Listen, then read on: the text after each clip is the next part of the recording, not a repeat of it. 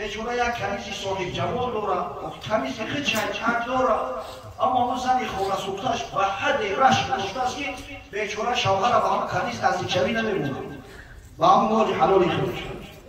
همیشه سعی کرده که ای شوهر بروش بکنه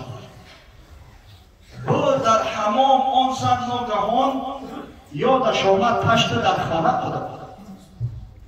یک روز حمام میرود زمان همین کنیزک هم خطیش بود است وقتی در حمام دویم نگاه میکنه که تباره را فراموش کرده تباره سرشومی را او زمان پیش اگه جا این کرنا بود اگه جا این دوشیوال بود آب میگریفتن در تشت همون آب قطعی میشست از سر تهم شد و همین تشت تباره را مرکز خونه خودش بیاورد در حمام دویم دیگه میکنه تباره نیست با کنیزک گفت رو این مرغوار تشت سیمین را زخانه ما بیاد کنیزک از اون بچه هم بخواه برد همون تباره سیمین هم بیاد سیمینش یعنی نفرگی این نفرگ بزن گشت پران جانب خونه شد این کنیزک بیچاره را گفت این هم نفس داره این هم شهوت داره با او قراره این کمبیل سولیم نمیمونش نزد همون خوجه خودش برای این وقت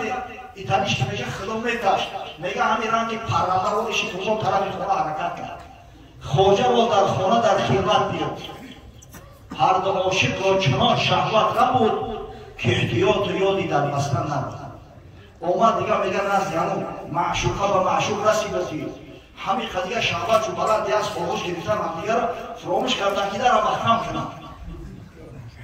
یادش آمد در زمان زن حاکمان چون فرستادن و سوی وطن یک زمان عقلش اثرش زد که خونه بسوزه این قصر ایسان این دور کپیدی هیچ خیلی با دستی خودت برویش کردی و پیش در سرش همین نمود گیل هست گیلی خشبو زمانهای پیش قدر صابون زیاد نبودی در همون با گیل میشستن سر و روارا همون گیل علاقه در سر خود شکیدگی دست تیز سلاسینا دیگه همون شست روزه کرده طرف خانه حرکت کرد سوی خانه رهبران چادر کشید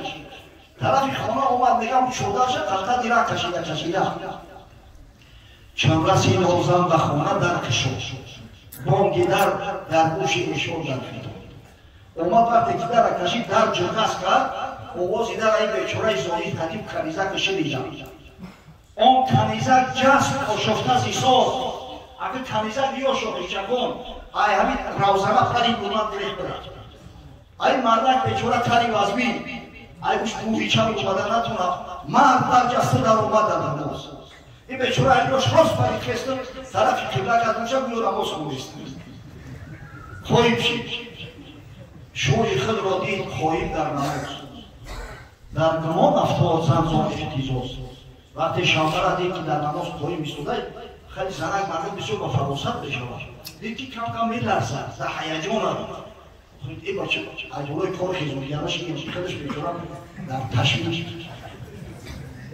شوی را برداشت آمد به خطر دید آلوده منی خسی او زکر خرتش اگرش بالا کرد زمان پیش ایزار میپوشیدن مردم اصلا ایزار نادختر هم میگن چیزی نادختر هم او یعنی که دو دوزن و شلوار میگن سروبیل همین ایزار نمونته که حاجی اومد در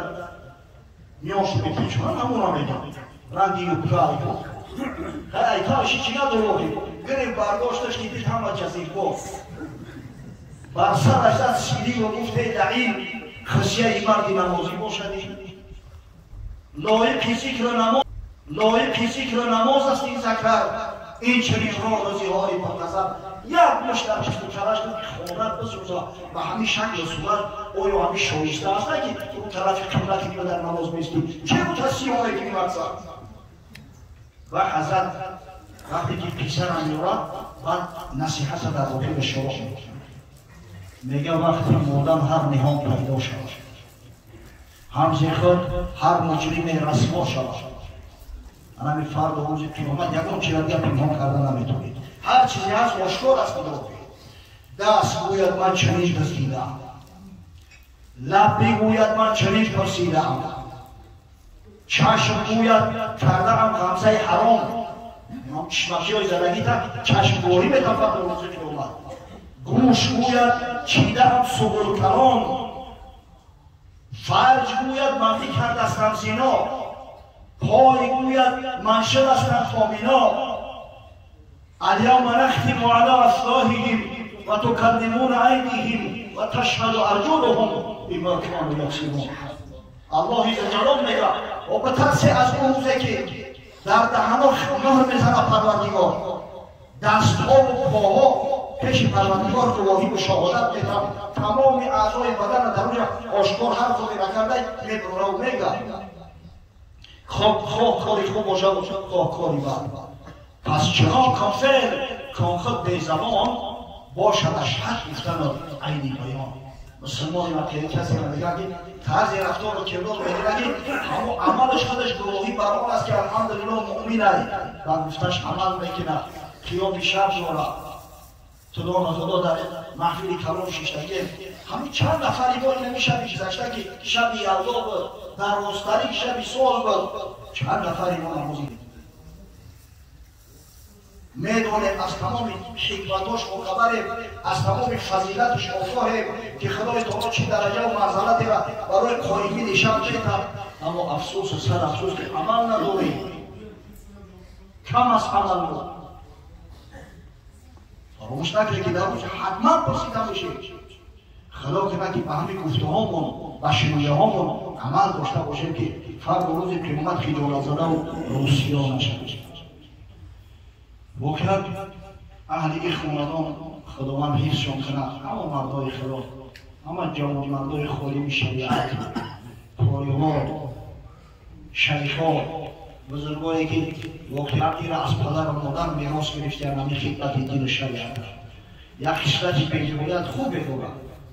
وقتی یکون محفل معرکه میشود، وقتی که علما و قرا به خونه‌شون تشریف بیارند، حتما فرزندان را می‌برند و دعا می‌گیرند. در حق این فرزندان دعا کنید که فرزندان خوب صالح و کمال برسند. بسیار یک خیلی نجیب است. همین پیش زیاد افسوس و صد افسوس که روز به روز و سال به سال کم شده است، کم شده است. انسان در دعا نیست.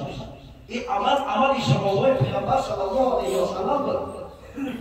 که بعضا دستی فرزندان را گرفته و نزد حضرت می‌آوردند که حضرت همین خالی بهتر است در حقش یک دعای خیر.